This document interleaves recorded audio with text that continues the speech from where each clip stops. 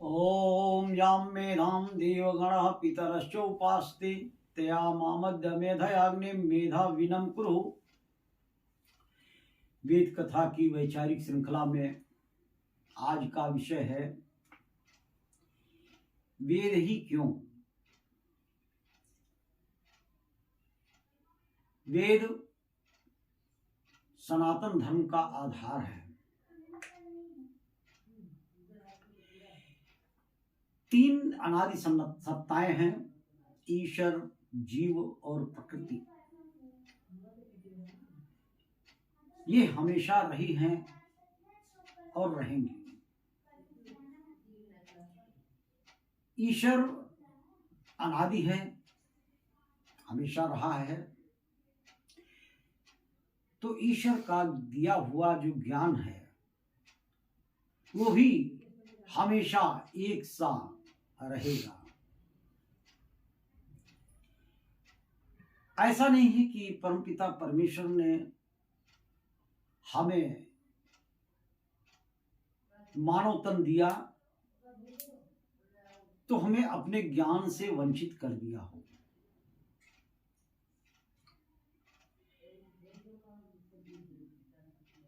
उसने हमें वेद के ज्ञान में, वेद के रूप में हमें ज्ञान का एक संविधान दिया।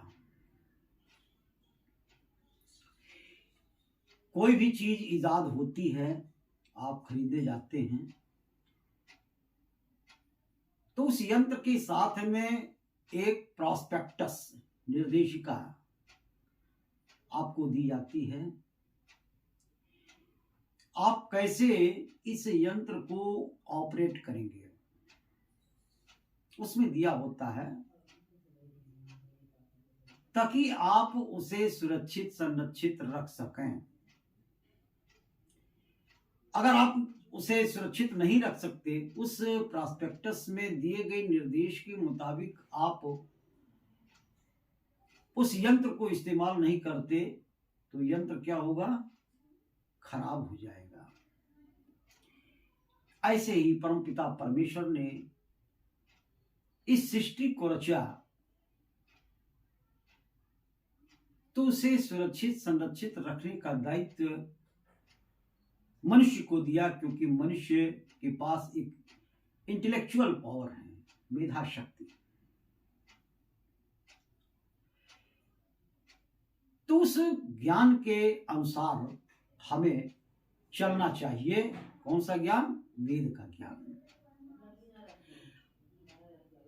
ऐसा नहीं है कि किसी तबके को, मनुष्य के किसी समुदाय को कोई ज्ञान मिलेगा, किसी को कोई ज्ञान मिलेगा।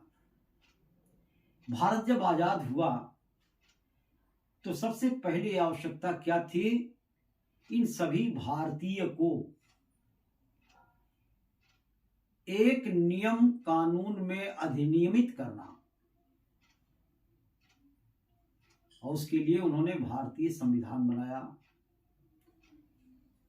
हमें उस कानून में अधिनियमित रहने के लिए, तो उस परमपिता परमेश्वर ने हमारे लिए जो नियम दिया, जो संविधान दिया, वो वेद के रूप में है।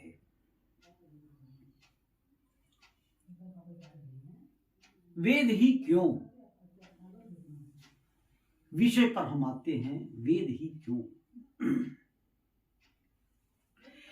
अब से महाभारत के काल तक,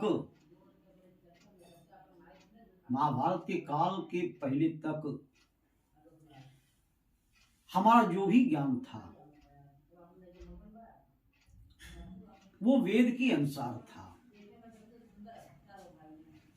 वेद के अनुकूल था। चाहे वो भगवान कृष्ण का समय रहा हो, भगवान कृष्ण ने भी जो गीता का ज्ञान दिया वो वेद का ही सार है। मर्यादा पुरुषोत्तम भगवान श्री राम ने जीवन पर्यंत वेद के अनुकूल आचरण किया, इसीलिए तो मर्यादा पुरुषोत्तम कहे गए। सब नर करहि परस्पर प्रीति, चलहि स्वधर्म निरत श्रुति नीति। राम राज्य के प्रसंग में आया हुआ है कि सभी आपस में प्रेम से रहते थे और निरंतर श्रुति नीति पे चलते थे। श्रुति का मतलब वेद। लेकिन महाभारत के पश्चात चाहे पारसी आए हों, चाहे ईसा मसीह आए हों, चाहे मोहम्मद साहब आए हों, बौद्ध, जैनी, सिख, जो भी आए हों,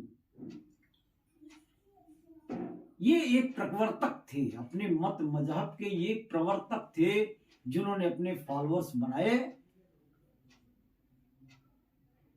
और अपने अपने समुदाय को, अपने अपने फॉलोअर्स को, अनुयायियों को उन्होंने अपने मत को ग्रहण कराया। वो धर्म नहीं, समय समय पर कोई आता है और अपनी बातों को बताता है, वो मत मजहब फिरका पंथ है। इन सब के आने से हमारा जो सनातन धर्म का मुख्य आधार वेद था, उसका आचरण, उसका पठन पाठन क्षीण होता गया और क्षीण होने से हमारे आध्यात्मिक कार्यकलापों में, विचारों में काफी कमियां आती गई। विपरीत आचरण लोग करना शुरू कर दिए। आइए हम देखते हैं कि क्या विपरीत आचरण होने लगा। इसलिए वेद आवश्यक है। आइए देखते हैं, कुछ झलकियां हम देते हैं आपको। वेद में आया हुआ है, ईशावास्यम इदं सर्वं यत्किंचित् जगत्याम जगत् तेन त्यक्तेन भुंजीथा मा गृधः कश्चित् धनम्। ये सब कुछ उस परमपिता परमेश्वर से आच्छादित है। कोई भी ऐसा स्थान नहीं है जहां पे उस ईश्वर का वास ना हो। वेद में आया हुआ है, न तस्य प्रतिमास्ति यस्य नाम महद्यशः। उस ईश्वर की कोई प्रतिमा नहीं है जो महान यश वाला है। हमारे गोस्वामी जी भी कहते हैं, बिन नर बिन पग चलहि सुनहि बिन काना। पैर नहीं है फिर भी चलते हैं, कान नहीं है फिर भी सबकी सुनते हैं। तो ऐसा जो विचार है, ये निराकार ईश्वर का है। लेकिन इसे मानवीकरण कर दिया गया। ब्रह्मा विष्णु महेश जो ईश्वर के कार्य रूप थे, उनको शरीर रूप बना दिया गया और शरीर रूप दे करके पत्नी, पुत्र, इस सबको भी दिखाया गया। ये सब वैदिक नहीं है, अवैदिक है। ये सब महाभारत के बाद की ये पुराण में लिखी हुई ये सब कहानियां हैं। और जब मूर्ति दे दिया गया उस परमपिता परमेश्वर की, तो बहुदेवतावाद व्याप्त हो गया। बहुत सारे देवी देवता का चित्रण किया गया, रूप बनाया गया, और जो परमपिता परमेश्वर जो एक ईश्वर है उसको छोड़ करके अनेक ईश्वर में उनकी पूजा की जाने लगी, जो वेद विरुद्ध है। हमारे मुसलमान भाई भी कहते हैं ला इलाहा इल्लल्लाह, उस ईश्वर के बराबर कोई नहीं, इबादत सिर्फ एक खुदा की है। तो ये विकृतियां आई हमारे वैदिक पठन पाठन के क्षीण होने से। आइए देखते हैं नारी की स्थिति। वेद में नारी का बड़ा महत्व है। नारी ही मनुष्य की प्रथम गुरु होती है, जो अपने गर्भ में रहने से लेकर हमको सुसंस्कृत करती है। पिता का संस्कार बाद में, पहले नारी ही मनुष्य की प्रथम गुरु है। मनुस्मृति में आया हुआ है, यत्र नार्यस्तु पूज्यन्ते रमन्ते तत्र देवता। जहाँ नारी की पूजा होती है वहां देवता निवास करते हैं। लेकिन उसी नारी को वैदिक पठन पाठन क्षीण होने पे यहां तक कहा गया कि नारी शूद्र को पढ़ने का अधिकार नहीं है, ये वेद मंत्र नहीं पढ़ सकती, इन्हें गायत्री मंत्र पढ़ने का अधिकार नहीं है। हम उन मूर्ख संतों से मैं बात करना चाहता हूं, पूछना चाहता हूं, हमारी वैदिक संस्कृति में ब्रह्मा की पदवी नारी को मिलती थी। यज्ञ में अपाला, गार्गी, मैत्रेयी, अत्रि ये सन्यासिनी थी जो वेद मंत्र पढ़ती थी, गायत्री मंत्र पढ़ती थी।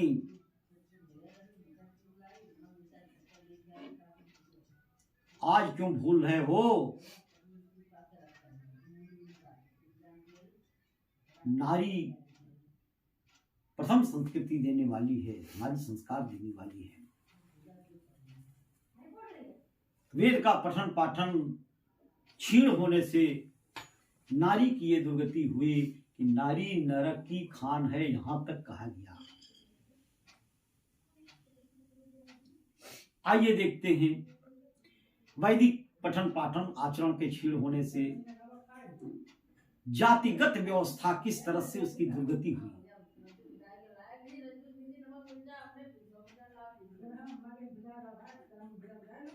शूद्र चारों वर्णों में सहयोगी है। वेद मंत्र आया हुआ है, ब्राह्मणो मुखमासीद बाहो रजन्य कृतः कुरु तदस्तद्वैश्य पद्भ्याम शूद्रो जायेत। ये ब्राह्मण है, ये क्षत्रिय है, ये वैश्य है, ये शूद्र है। यदि इसमें कहीं ऊंच नीच की बात आती है तो पंडित जी कहीं जाते हैं कथा कहने के लिए, तो जो ये शूद्र है पैर यही लेके जाता है। रण क्षेत्र में ये क्षत्रिय जाता है तो ये शूद्र लेके जाता है। वैश्य जाता है व्यापार करने के लिए तो ये लेके जाता है। ये एक दूसरे के पूरक हैं। अगर ये मूढ़ है, ज्ञानी है, ये नहीं पढ़ लिख सका शूद्र, तो ये नीच नहीं है, हे दृष्टि से देखने के लिए नहीं है, मेरा भाई है।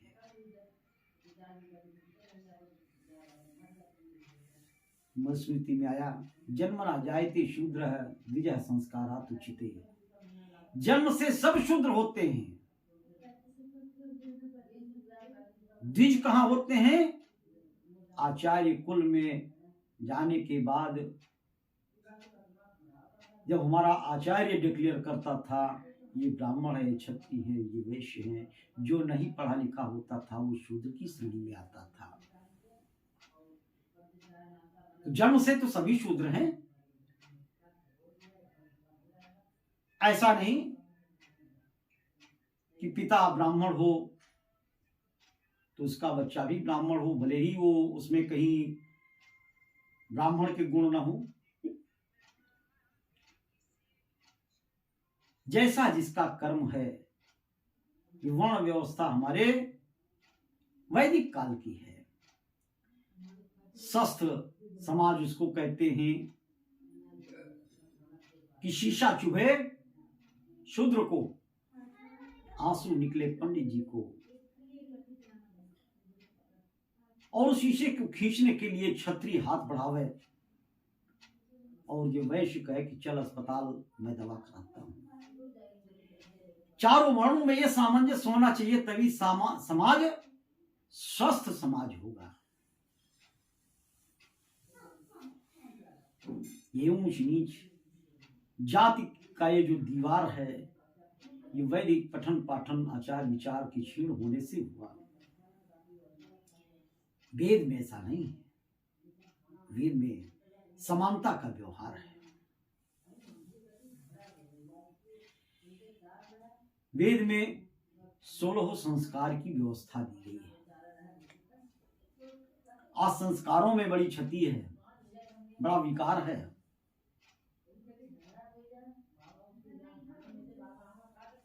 सोलह संस्कार देखने को नहीं मिलते। आज के समय में मात्र आर्य समाज की संस्था ऐसी है जिनके पुरोहित के पास में 16 संस्कार की व्यवस्था है और कहीं नहीं। ये बरही कौन सा संस्कार होता है, ये तेरही कौन सा संस्कार होता है, किस संस्कार विधि में लिखा हुआ है। ये मुंडन कौन सा संस्कार है, उसको छौर कर्म संस्कार बोलते हैं, चूड़ा कर्म संस्कार बोलते हैं। नामकरण किस दिन होता है? नामकरण 11वें दिन होता है। रामायण उठा के देख लीजिए, भगवान राम के चारों भाइयों का जो नामकरण संस्कार हुआ था वो 11वें दिन हुआ था। बरही का कोई संस्कार नहीं है, हमारे 16 संस्कार में नहीं है। आज संस्कार समाप्त होते जा रहे हैं। कारण यह है कि लॉर्ड मैकाले की शिक्षा पद्धति वो दिनों दिन इतनी हावी हो जा रही है कि हम अपने संस्कार को बिगाड़ते जा रहे हैं। बर्थडे करते हैं, जो है हम दीपक जलाते हैं, बुझाते हैं। दीपक बुझाने का कोई प्राविधान हमारे वैदिक संस्कृति में नहीं है। दीपक जलाने का प्राविधान है। बड़ी विडंबना है। हम अपने राष्ट्र को सुरक्षित संरक्षित कैसे कर सकते हैं? राष्ट्र की विशेषता तो ये होती है कि हमारी संस्कृति हो। वो संस्कृति लगभग गायब सी हो गई है। जिस संस्कृति को भगवान राम अपने जीवन में लाए, अपने राज्य पर लाए, भगवान कृष्ण जिन संस्कृति पे चले, वो संस्कृति नहीं रही, वो वैदिक संस्कृति थी। हमारे यहां केवल एक संस्कृति हुआ करती थी और हमारे यहाँ की संस्कृति को जानने के लिए विदेशों से आते थे लोग, पढ़ते थे। यहाँ पर संस्कृति और फैशन और जो है सभ्यता, दोनों में अंतर है। संस्कृति एक होती है जो आदि से चली आती है, जो वेद के अनुकूल होती है, और सभ्यता ये क्षेत्रीय होती है। जहां जैसा लोगों ने प्रचलन बना लिया वो सभ्यता है, फैशन। और संस्कृति वो बदलती नहीं। आज हम अपने मूल संस्कृति से हट करके चले जा रहे हैं। वेद के पठन पाठन आचार विचार से हम लोग हट करके अपनी इस कल्चर संस्कृति को हम भूलते जा रहे हैं। नाम लेते हैं भगवान राम का, लेकिन उनकी जो संस्कृति थी इस राष्ट्र को बचाने के लिए, समाज को बचाने के लिए एक योद्धा भगवान राम तैयार किए गए। उन्होंने संस्कृति की रक्षा के लिए लड़ाई की। वेद के पठन पाठन से हमारी संस्कृति विलुप्त हो जा रही है और हम फैशन में आ जा रहे हैं। जो विदेशों में चलाए जा रहे जो फैशन है वो मेरे यहाँ हावी होती जा रही है।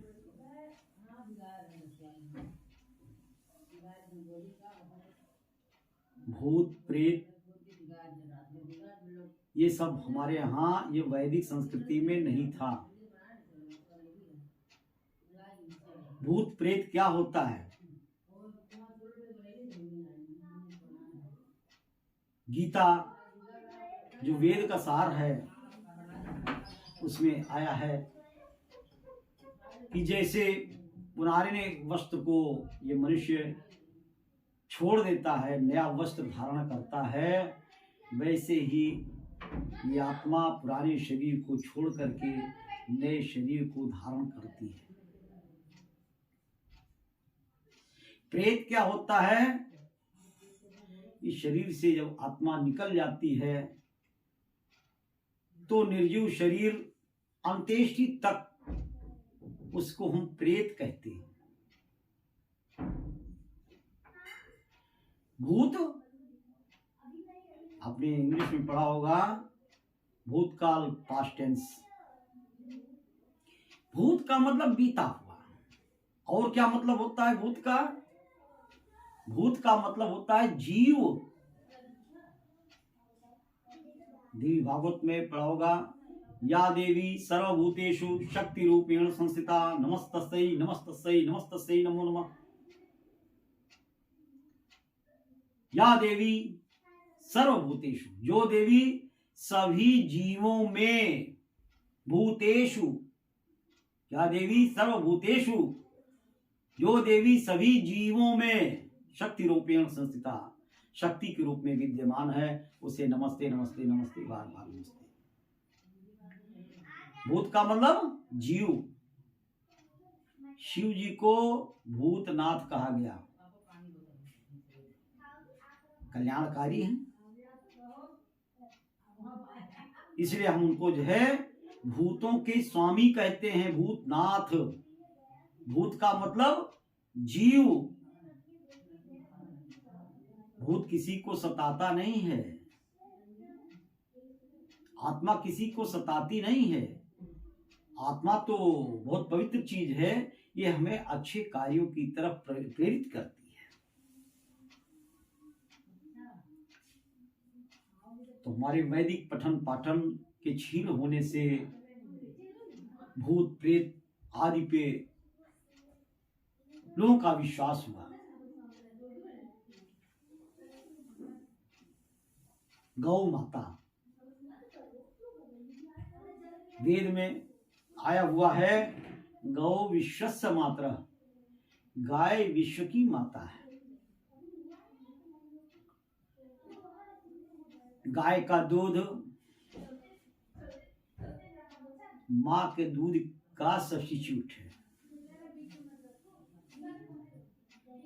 यदि बच्चे को माँ का दूध नहीं मिल पाता तो गाय उनकी माता है।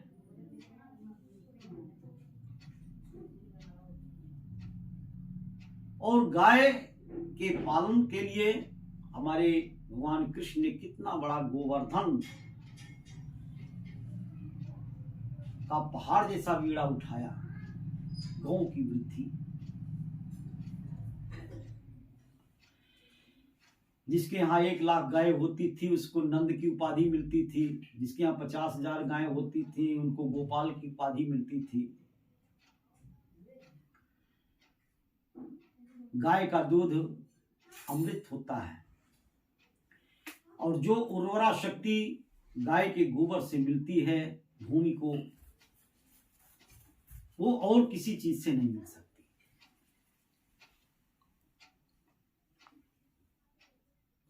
आज गाय की स्थिति बड़ी दयनीय है, गाय मारी जा रही हैं।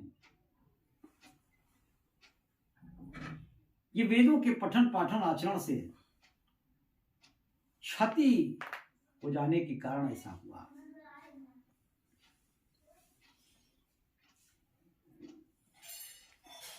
वेद मंत्र में आया हुआ है,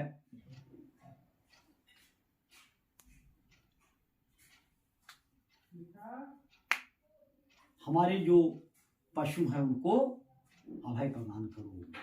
ओम यतो यतः समीहसे ततो नो अभयम कुरु शन्नः कुरु प्रजाभ्यो अभयम न पशुभ्यः। हे ईश्वर, जैसे भी हो सके हमारा कल्याण करो, हमारी प्रजा का कल्याण करो, हमारे पशुओं को अभय बनाओ। लेकिन देखते हैं पशुओं को अभय बनाने का जहां पे संदेश है हमारी वेद का, पशुएं काटे जा रहे हैं, मारे जा रहे हैं।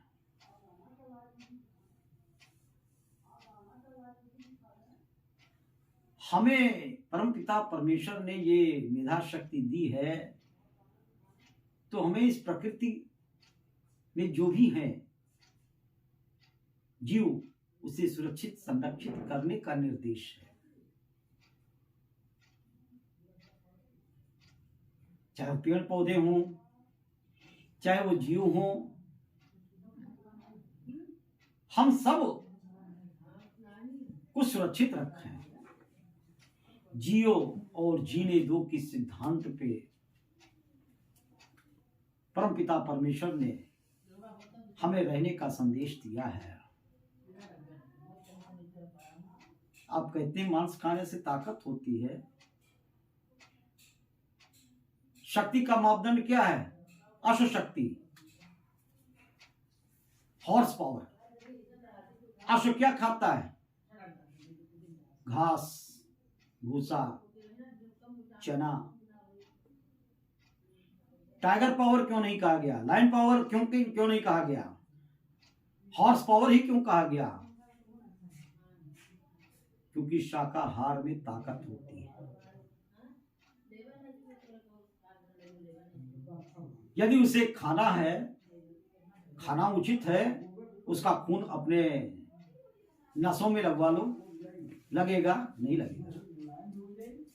केवल मनुष्य का खून आपके खून में लाया जा सकता है, वो भी जब ग्रुप मिलता है तब, वो भी कई टेस्ट होने के बाद। मांसाहार मनुष्य के लिए नहीं है। प्रकृति की ने जो संरचना मनुष्य का दिया है वो शाकाहार का दिया है, न कि मांसाहार का दिया है।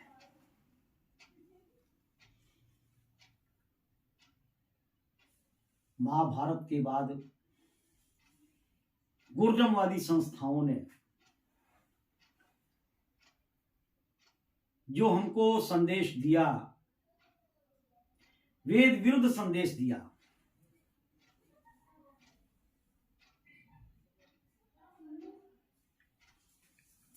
गुरु को ईश्वर का दर्जा दिया।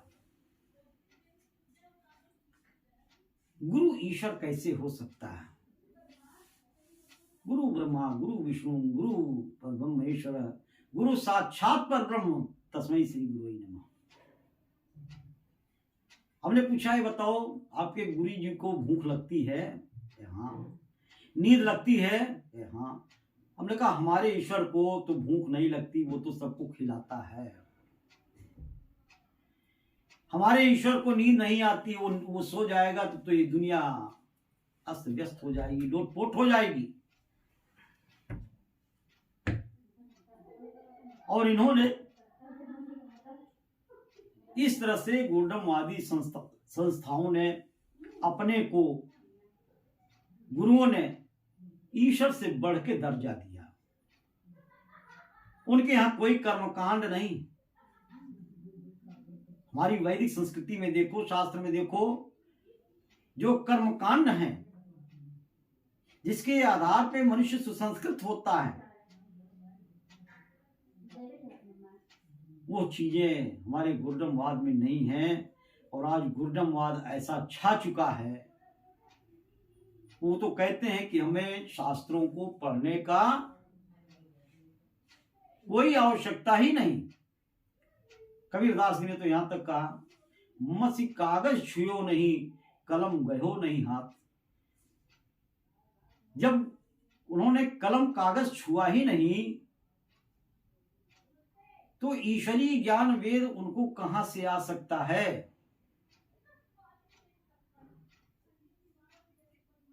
यहां तक कहा, पोथी पढ़े पढ़े जग मुआ, भया न पंडित कोय, और 2.5 आखर प्रेम का, पढ़ाई सो पंडित हुए।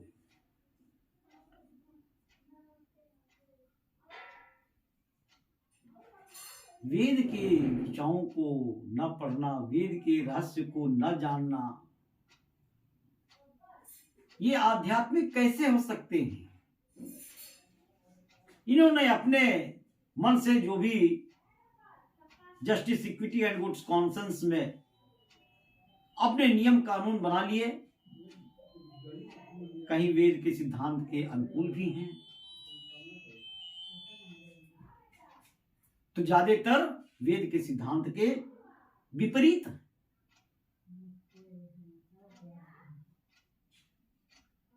कहीं भी गोर्डमवाद हमारे भगवान राम के जीवन में नहीं था।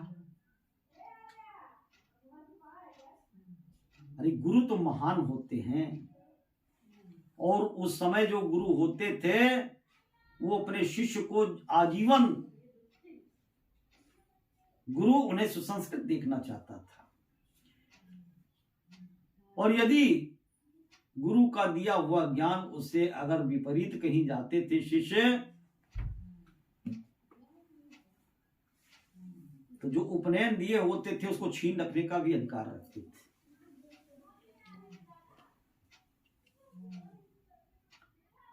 उस समय का गुरु जो है, राजा अपने यहां गुरु रखते थे।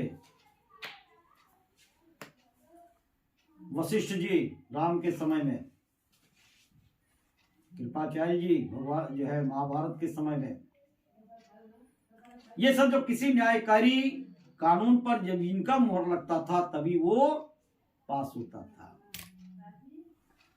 चंद्रगुप्त मौर्य ने अपना गुरु चाणक्य को अपना महामंत्री बनाया था कि हमारे जो भी नियम कानून है वो प्रजा के हित में हो। गुरु का वो महत्व था। आज गुरु केवल शिष्य बनाते हैं तो लूट खसोट के लिए बनाते हैं।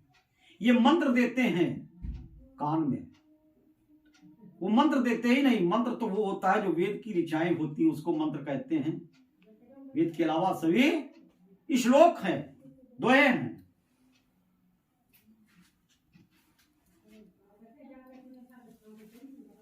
वेद के पठन पाठन टूटने से बाल विवाह, सती प्रथा, ये सब कुरीतियां आई, और इन कुरीतियों ने छोटे छोटे बच्चियों को,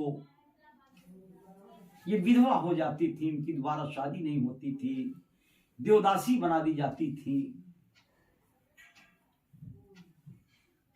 अरे संस्कार तो होता है जिस समझने के लिए,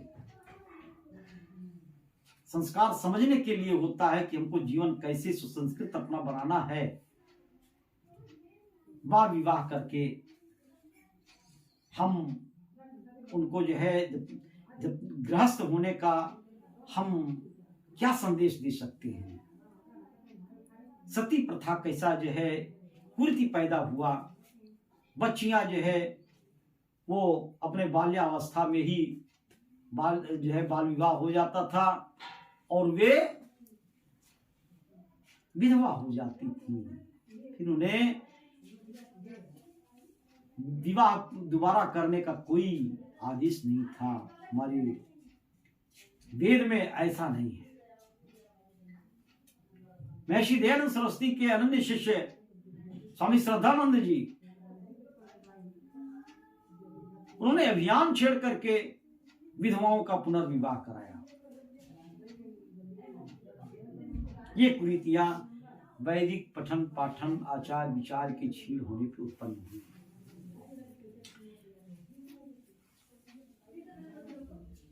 वैदिक संस्कृति में सबसे मुख्य कार्य मनुष्य का वो यज्ञ था। यज्ञ को कहा गया वेद में यज्ञ विश्वस्य नाभि, ये जो है विश्व की नाभि है।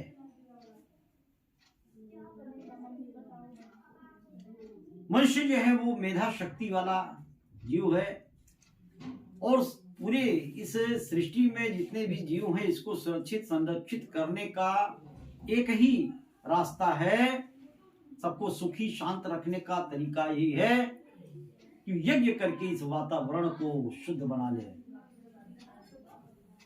तभी वो कह सकता है जीवीम श्रद्धाशतम प्रब्रवाम श्रद्धाशतम श्रेयाम श्रद्धाशतम मदीनास्याम श्रद्धाशतम वेश श्रद्धाशतम। यही एक रास्ता है यज्ञ का। तरह तरह की जो बीमारी खतरनाक जो उत्पन्न हो रहे हैं, ये यज्ञ के माध्यम से ही इसका निजात मिल सकता है। लेकिन आज हम देखेंगे कि यज्ञशाला जो वैदिक संस्कृति में जो हमारे मंदिर का जो मुख्य हिस्सा होता था उसको बाहर कर देते हैं। यज्ञशाला मंदिर में देखे नहीं जाते, इसको बाहर बनवाते हैं और उसमें भी इस यज्ञ को भी जो है इसमें तरीके में काफी बदलाव पैदा हो गया है। हमारे वेद मंत्रों से जो होता था जो यज्ञ, वो वेद मंत्रों से टूट गया है। और जहां हम ये बोलते थे कि ओम अमृतोपसरणमसि स्वाहा, ओम अमृता पिधानमसि स्वाहा, ओम सत्य ऐशा सिर में श्री सैताम स्वाहा, आज क्या है ओम केशवाय नमः माधवाय नमः। ये हमारे आचमन हुए। तो हमारा जो यज्ञ था वैदिक यज्ञ, देव यज्ञ, वैदिक पठन पाठन आचरण क्षीण होने के साथ साथ हमारी जो यज्ञ की व्यवस्था है वो भी क्षीण हो गई। तो वेद एक ऐसा ग्रंथ है, एक ऐसा संस्कृति है जिससे हम इस मानव जाति का ही नहीं, हम सभी जीव का हम कल्याण कर सकते हैं। आइए हम वेद के रास्ते पर आवे, पुनः आवे और राम और कृष्ण की मर्यादा को पुनः हम वापस लावें, तभी हमारा कल्याण होगा। और वेद के पठन पाठन से मानव में जो भेद है वो टूट जाएगा, वो खत्म हो जाएगा और सभी एक सूत्र में पिरोया जा सकता है यदि वेद के आज्ञा पर मानव मात्र चलना शुरू कर दें। इत्युम शम।